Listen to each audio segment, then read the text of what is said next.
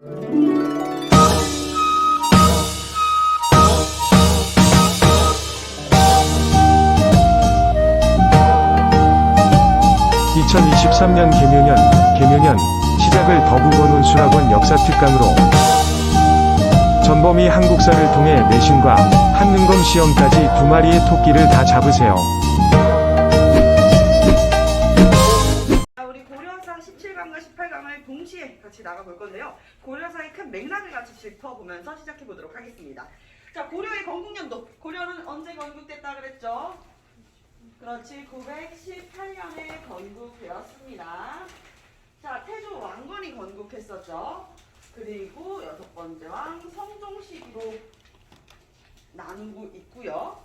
자, 그리고 이제 우리 의종 때 우리 문신들이 들고 일어나가지고 문신 관료들을 축출을 해내고, 그리고 실권을 장악했던 시기 무신정변, 무신집권기,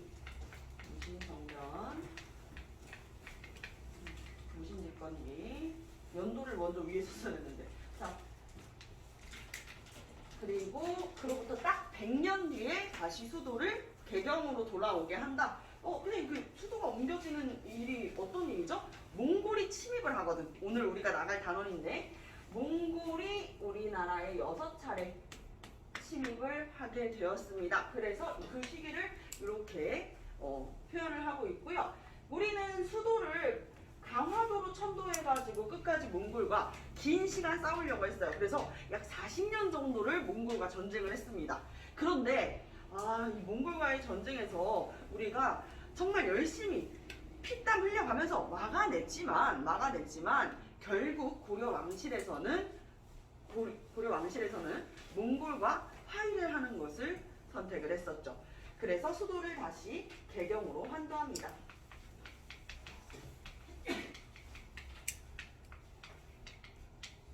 개경으로 환도하게 된다. 자, 그런데 이제 개경 환도에 맞서가지고 끝까지 싸우는 모습들이 보여져요. 이게 3개월 초의 항쟁이고요. 그리고 이 개경 환도 시기 때부터 우리가 몽골이랑 뭘 한 거야? 화해를 체결한 거잖아요. 그쵸? 그래서 요 공민왕 시기까지는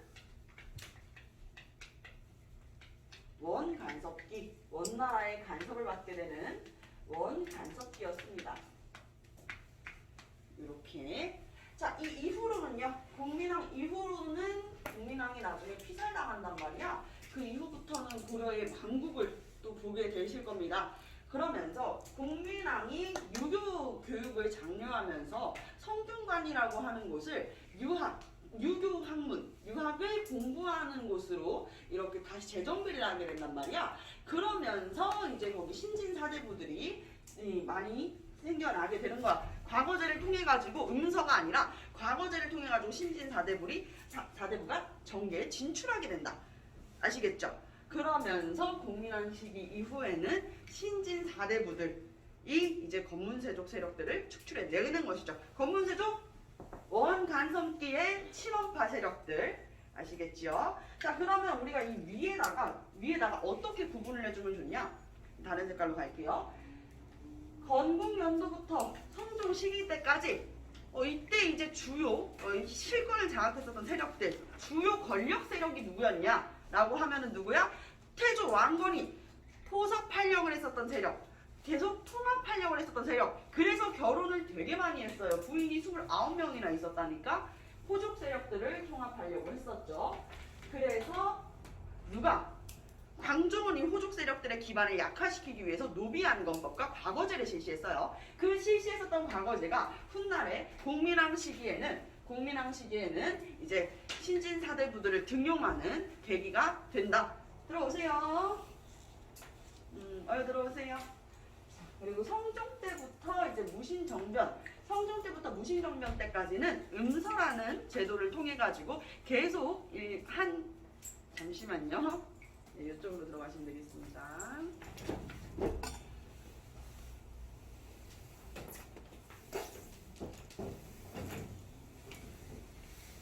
네, 이어서 할게요. 자, 요 시기에는 한 특정한 가문이 계속 음서제가 뭐야? 오품인상 관료의 자제들은 그 관직을 이어가는 거잖아. 그치? 그 관직이 이어지는 거지. 그래서 특정 집안이 계속 실권을 장악하면서 세진단 말이야. 우리가 그런 집안을 몽골귀족이라고 해요. 몽골귀족이라고 한다. 자, 몽골귀족 대표적인 가문이 경원이 씨의 이자겸. 그래서 이때 이제 두 개의 사건이 있었는데 그 두 가지의 사건이 첫 번째 이자겸의 난으로 인종의 장인어른이자 이제 외조부였었던 이자겸이 실권을 장악하고 있었던 시기에 안 되겠다, 이자겸을 추출해내자라고 했는데 이제 이자겸이 그것을 알아가지고 오히려 인종을 이렇게 폐위시키려고 했다가 다시 석중경의 배신으로 이자겸의 난이죠. 근데 이 이자겸의 난은 개경성이 불타는 궁궐이 불타는 이런 사건으로 남아요. 그래서 성이 불탔으니까 수도를 옮겨야 된다라는 내용이 나오게 되죠. 그래서 서경천도 운동까지 이뤄지게 되는 것이죠. 요 시기입니다. 자, 그리고 인종이 아니에요. 의종 때 이제 무신정변이 일어난 이유가 뭐라 그래서 선생님이 숭배하는 거야. 무엇을? 학문을 연구하는 거는 숭배하면서 천하다는 거야. 무엇을? 무예는 천하다는 거야. 그래서 문신 관료들한테는 엄청나게 막 인정해주고 문신 관료 엄청 높은 것처럼, 학문은 정말 똑똑하고 머리 좋은 사람들이 하는 것처럼 학문에 대해서는 엄청 입지가 좋지만 오히려 반대로 무신들 무예에 뛰어난 사람들을 천하게 여겼었던 시기예요. 그래서 실제로 이제 막 여러 군데 행차해가지고 막 팔각 같은 데서 앉아가지고 시 읽고 풍류를 즐기고 이런 것들을 문신 관료들이 굉장히 좋아했었단 말이야. 그러면은 이 문신 관료들이 맨날 어디 나가가지고 집에서 안 하고 꼭 그렇게 나가서 해. 나가가지고 막 이렇게 하니까, 그러면은 이렇게 행차하게 됐을 때 무신 관료들이 싫어도 뭐 하러 가는 거야? 호의를 하러 가는 거지. 그죠? 그런 일들이 비일비재했었다. 자, 이 김부식의 아들, 이 서경천도 운동, 묘청의 난을 진압했었던 삼국사기의 저자 김부식 있잖아요. 김부식의 아들이 김돈중이에요. 근데 이 김돈중이 이제 한 행사 자리에서 앉아있다가 벌떡 일어납니다. 촛불을 들고 벌떡 일어나요. 그래가지고 정중부라고 하는 무신의 수염을 그을렸어. 여러분들 머리카락에다가 불 대면 어떻게 되는지 알죠? 우그라들죠? 우르르륵 이렇게 우그라들잖아. 사람 수염을 갖다가 우그라들였으니까 완전 진짜 화가 잔뜩 났겠지. 무신들이 이제 천대 맞는 거에 이제 화가 나가지고 안 되겠다, 내가 이거 들고 일어나야겠다 하고 있었어. 안 그래도 벼르고 있었는데 보현원이라는 곳에 행차를 했을 때 무신 관료들 2명을 무신들을 싸우게 시키는 거야. 무인들을. 늙은 무인과 젊은 무인을 싸우게 시킨 다음에 누가 졌어? 늙은 무인이 졌어요. 나이든 무인이 졌단 말이야. 그러니까 뺨을 딱 때리는 거야. 나이든 무인의 뺨을 딱 때리는 거야. 그럼 이게 뭐야? 하면서 이제 그을렸던 수염, 정중부 세력이 들고 일어나서 보현원에 있었던 문신들을 모조리 죽입니다.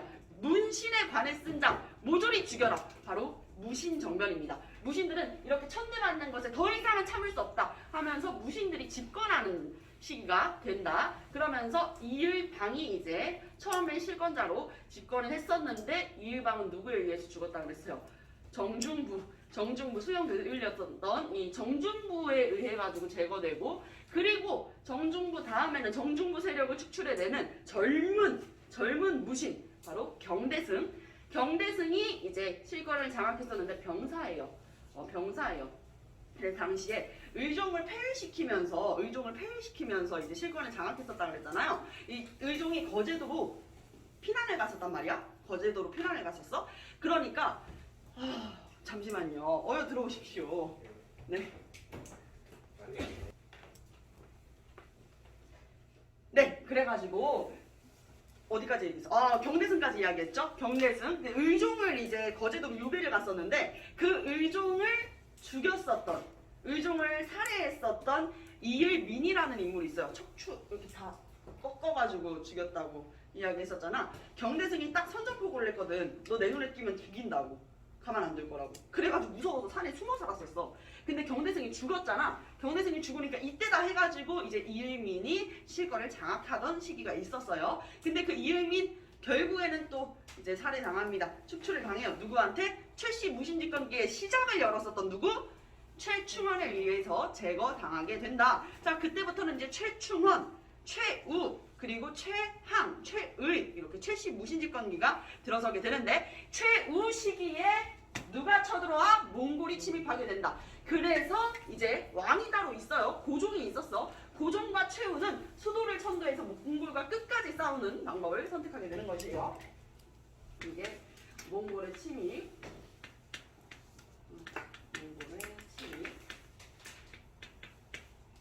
이제 최우 집권기 당시에 이제 설치했었던 마별초 기병대가 있었었죠. 이 마별초와 야별초가 있었어. 야간에 이제 치안을 담당했었던 치안기구였던 야별초가 있었는데 이 기구들이 이제 다들 모여가지고 변화합니다.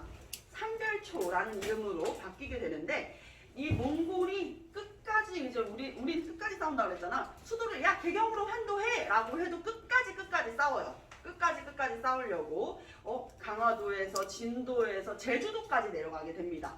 그러면서 끝까지 싸웠다가 결국 이 삼별초의 항쟁은 여몽연합군에 의해서 고려왕 몽골이 연합을 한 거야. 선생님 왜요? 고려잖아요. 그렇지? 고려잖아 지금.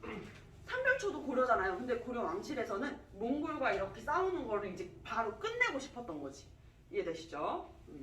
그러면서 원간섭기 들어서게 되고요. 자, 공민왕 때는 이제 공민왕 엄청나게 개혁 정치를 펼쳐가면서 어떤 정책을 펼쳤냐? 반원 정책을 펼쳤어요. 반대한다 원나라한테. 자주적인 정책들을 펼쳐갔습니다. 근데 이러면 몽골이 가만히 있어요? 몽골 가만히 안 있을 것 같은데요? 그렇죠? 몽골 가만히 안 있겠죠? 몽골의 힘이 가장 셌을 때 공민왕 같은 왕은 나올 수가 없었을 겁니다.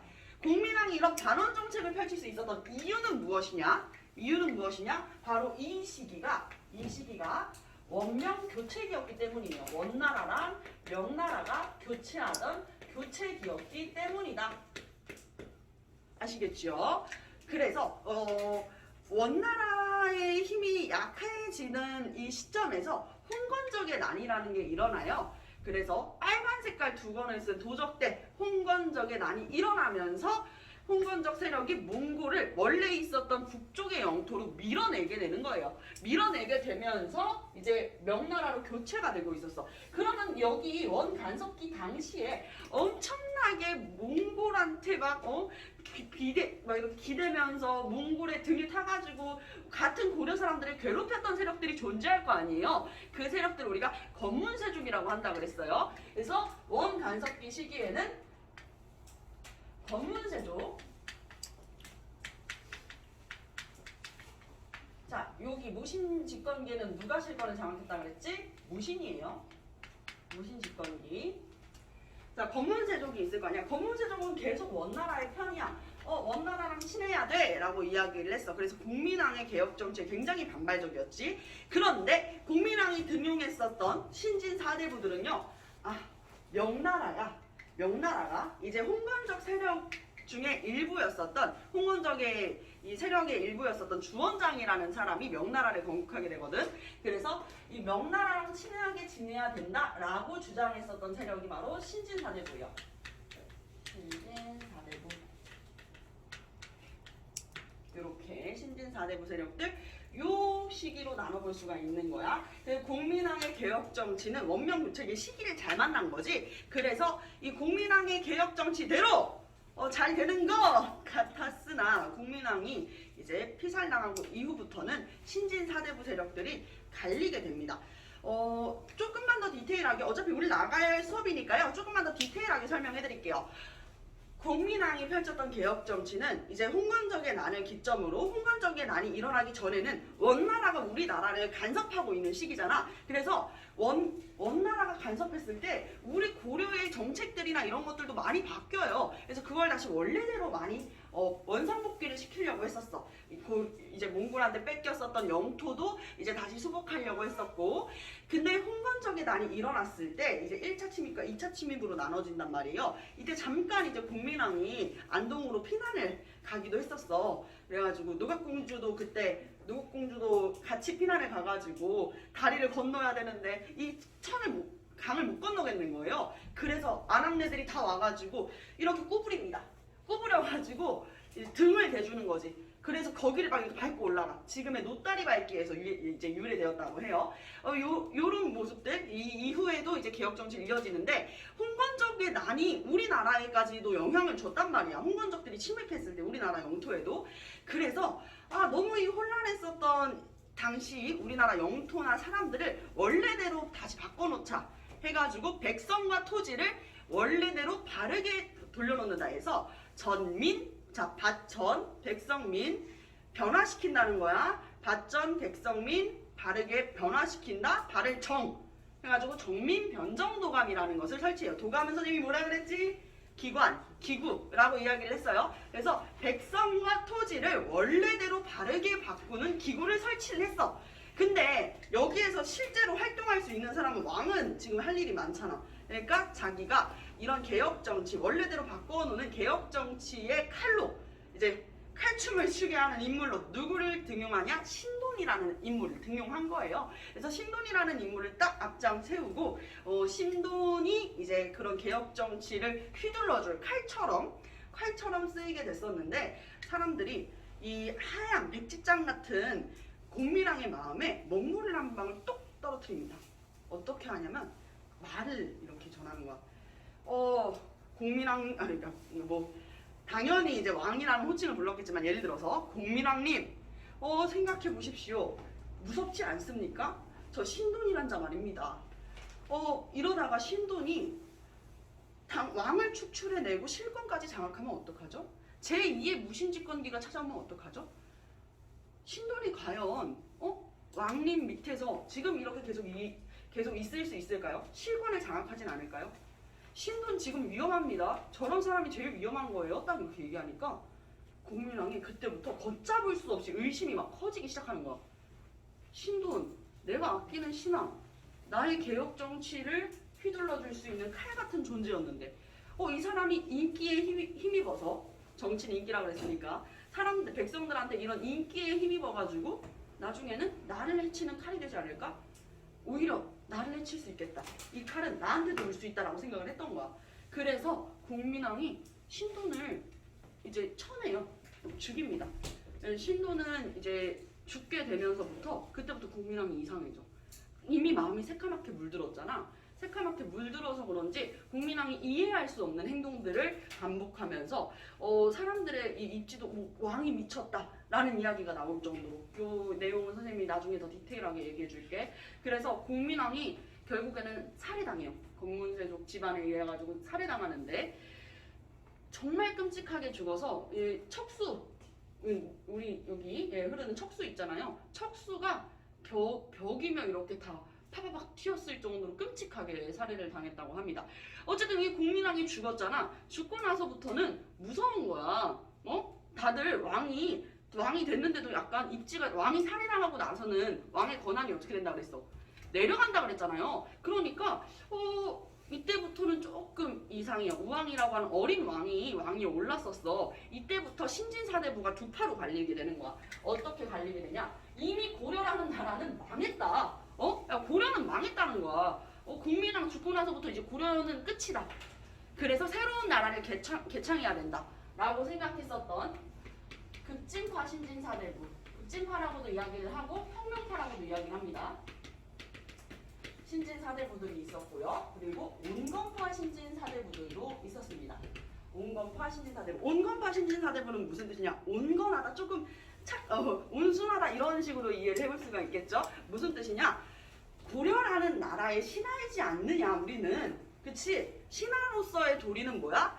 왕이 어진 정치를 이끌어갈 수 있게끔 도움을 줘야 되는 거야. 그러니 고려라는 나라는 그대로 두고 우리가 체제를 조금 바꾸어가자 라고 이야기를 했었던 거죠. 그래서 이제 고려라는 나라는 그대로 두자. 그리고 우리가 체제를 바꿔가자 라고 이야기했었던 온건파. 아니다! 고려는 끝났다! 새로운 나라를 개창해야 된다! 라고 주장했었던 급진파. 대표적인 인물은 이제 급진파, 혁명파 신진사대부의 그렇지! 정부전. 온건파에는 정몽주라는 인물이 있습니다. 자, 그래서 온건파 세력들이 이제 아무래도 급진파에서는 온건파를 어떻게 해야겠어? 꼬드겨야겠죠. 회유를 해야겠지. 야, 그러지 말고 새로운 나라 개창하자. 이렇게 이야기를 해야겠지. 그래서 이때 당시 국민항의 이 반원 정책, 개혁 정치를 펼쳐갔을 때 새로 이제 떠오르는 신흥 무인 세력들이 있었어. 자, 신흥 무인 세력들 대표적인 인물 이성계가 있었습니다. 홍건적의 난을 물리치고 그리고 왜구를 격퇴했었던 이성계. 황산대첩에서 이성계가 딱 등장하면서 입지를 엄청나게 이제 쌓아 올린단 말이야. 그래가지고 야, 이성계 인기가 굉장했었어. 이 대표적인 신흥 무인 세력으로는 최영과 이성계가 있었는데, 여러분들 최씨 고집은 항소고집이다 이런 얘기 들어본 적 있어요? 최씨 고집은 항소고집이다. 이 최영 장군 때문에 나온 얘기거든요. 최씨가 앉은 자리에는 풀 한 포기도 자라지 않는다. 최영 장군의 고집에서 유래됐던 얘기야. 정도전은 자기랑 같이 새로운 나라를 개창할 파트너로, 개국 파트너로 누구를 골라야 되나를 생각을 했어. 근데 최영은 나이도 너무 많고 고집도 너무 세니 자기랑 맞지 않았죠.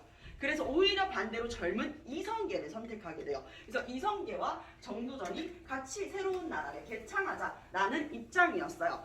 그래서 이 급진파, 혁명파 신진사대부의 정도전과 그리고 신흥무인 세력의 이성계가 같이 손을 맞잡는 때 이제 어떻게든 온건파를 조금 회유를 해와야 되지 않겠어? 온건파도 다 똑똑한 인물들인데 정몽주가 얼마나 똑똑했는데, 그래서 회유를 시켜야 될 거 아니에요. 그래서 이성계의 5번째 아들이었었던 이 인물이 정몽주한테 편지를 한 통 씁니다. 나랑 같이 새로운 나라를 개창하자고. 자, 내용은 이렇습니다. 이런들 어떠하며 저런들 어떠하리, 만수산 드렁식이 얽혀진들 어떠하리, 우리도 이처럼 얽히설키 얽혀 일평생을 누리리라 라고 이제 보낸 거야. 무슨 뜻이냐? 선생님 이게 갑자기 어떠하리 무슨 뜻이에요? 고려면 어떻고 조선이면 뭐 어때? 야, 우리 그냥 너가 조선의 신하거든 고려의 신하거든 무슨 상관이야? 나랑 같이 새로운 나라를 개창해보자. 난 너가 필요해. 우리도 같이 이렇게 얽혀져가지고 누리리라. 이 행복을 누려보자 라고 이야기를 했어요. 근데 거기에다 대고 이제 답신을 써주는 거죠. 네, 답시를 써줍니다. 내용은 이렇습니다. 이 몸이 죽고 죽어 100번 고쳐 죽어 백골이 진토되어 넋이라도 있고 없고 임향한 마음이야 가실 줄이 있으랴. 와, 이게 무슨 뜻이야? 모르겠어요. 이거는 내가 죽고 죽는데 100번 죽는데 내가 수천번을 죽었다 깼다 일어나도 그런 일은 없다. 백골이 진토되어 넋이라도 있고 없고, 내가 다 사람이 이렇게 죽은 상태로 시간이 지나면 뼈만 남잖아요. 그런 영겁의 시간이 지나도 내가 넋이 나가버려도 나의 뜻은 굽히지 않는다. 임향한 마음이야 가실 줄이 있으냐? 내가 여기서 얘기하는 임이 누구야? 고려의 왕이야. 고려라는 나라의 왕, 난 고려의 신하이지 조선의 신하가 되지 않을 것이다 라고 이야기를 하는 거죠. 이 시의 이름은 단심가입니다. 일편단심할 때 그 단심가예요. 그러니까 이 단심가를 받아본 이방원, 바로 5번째 아들이 이방원이었었거든. 나중에 조선 3대 왕이 되는 태종 이방원이야. 그래서 이방원이 결국에는 이제 선주교에서 이 정몽주를 죽이게 되는 것이죠. 그러니까 온건파들이 무섭잖아, 그치? 이 온건파 중에서도 대표적이었었던 똑똑했던 정몽주가 갑자기 이제 살해를 당했으니까 온건파들이 큰일 났다 이렇게 된 거예요. 그래서 온건파 세력들도 이제 낙향을 해요. 그냥 시골에 들어가서 살아야겠다. 산속에 들어가서 사는 거지. 그래서 우리가 이것을 한자로 선비가 수풀에 들어가서 살았다 해가지고 사림이라고 부릅니다. 사림 세력. 조선이 개국되고 나서 이들은 사림 세력이라고 불리게 되는 것이에요. 오케이? 자, 그럼 선생님 여기는요, 정도전과 이성계는 결국에는 새로운 나라를 개창하게 되는데, 이성계한테도 이런 스토리가 있었어요. 뭐냐면 당시 이제 공민왕이 죽고 나서 우왕이 즉위했었단 말이에요. 우왕과 최영 장군은 명나라가 우리나라한테 얼토당토하는 이야기를 해. 국민왕이 수복했었던 우리 천령 이북의 영토를 갑자기 명나라가 내놓으라는 거야. 왜? 그 이유가 너무 어이가 없는데, 원래 그거 원나라 거잖아. 원래 우리 건데 원래 그거 원나라 거였잖아. 그러니까 지금은 원나라가 없고 우리 명나라가 있으니 원나라 대신 우리나라가 있는 거다. 원나라는 물러갔고 지금 원나라가 있었던 영토에 우리가 있지 않느냐. 그럼 이제 우리 거지? 내놔? 이렇게 해버리는 거야. 그러니까 뭘 내놔야 하면서 이제 안 되겠다. 우리도 한 수 보여줘야겠어 해서 요동정벌을 가려고 그래요. 근데 이 요동정벌에 대해서 한성계는 안 됩니다. 가면 안 된다니까요. 작은 나라가 어찌 큰 나라를 칩니까? 라고 하면서 계속 안 된다고 했어요. 그래서 결국에는 이성계는 이 요동정벌을 출전했을 때 결국 군대를 돌려버립니다. 고려로 다시 돌아와요. 그래서 우왕과 최영 세력을 축출해내면서 결국 제거를 하고 이성계는 또 입지를 가져갔던 것이죠. 그래서 새로운 나라를 개창하게 되고 그 나라 이름이 바로 조선입니다. 여기까지 어렵지 않죠? 자, 이제 디테일한 맥락으로 같이 한번 넘어가 보도록 할게요. 네, 이제 몽골과의 항쟁으로 넘어가 보겠습니다. 자, 몽골이 이제 우리나라를 침범하기 전에 어떤 역사가 있었는지 같이 한번 알아볼 거예요. 강동의 역입니다. 몽골이 금나라, 여진의 금나라를 공격하게 되면서 이제 북중국 영토까지 몽골이 점령을 하게 되는 거야. 유럽까지. 얘들아, 이 몽골은요 정말 무서운 나라였어. 유럽을 공포에 떨게 있었단 말이야. 러시아 일대까지 이제 장악했었던 이 몽골, 거란족을 복속하게 된다 말이죠. 거란은 이미 멸망을 했었잖아요. 금나라랑 송나라랑 연합해가지고 이미 이제 요나라는 멸망했다 그랬어. 거란 요나라.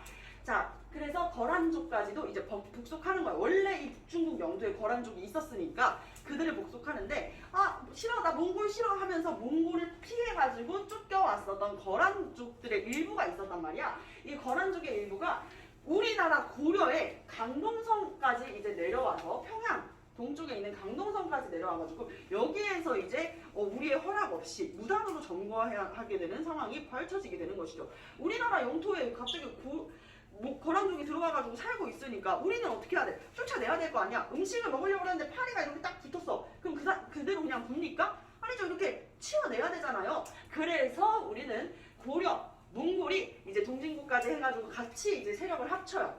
그래서 이제 거란족을 격퇴해내게 되는 것입니다. 그 거란족을 격퇴하게 된다. 이때 이제 김취려라는 인물이 활약을 했었고요. 하면서 이제 고려랑 몽골이 협약을 맺어요. 몽골아 도와줘서 고마워. 우리 영토에 있었던 거란족 이렇게 격퇴해내게 해줘가지고 너무너무 고마워 라고 이야기를 하게 되는데 갑자기 여기에다 대고 막대한 곡물이라는 것은 우리가 공납이야. 갖다 바치는 거야. 막대한 곡물을 요구하는 거예요. 그러니까 우리가 이렇게 막대한 곡물을 요구한다고? 야, 이건 조금 아니지 라고 이야기를 했어. 근데 몇 차례나 계속 막대한 곡물을 요구하게 되니까 결국에는 이제 이거 아닌데 하다가 일이 하나 벌어집니다. 그것은 바로 몽골이 1차 침입했었던 배경과 맞물리게 되죠. 때는 1231년. 잠시만요. 1231년 몽골의 사신이었었던 저고요라는 인물이 찾아와요.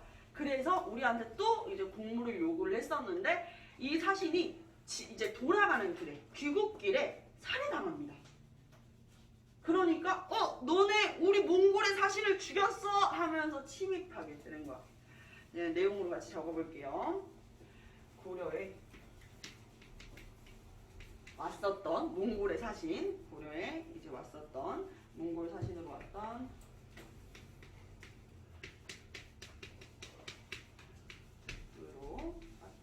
저고요가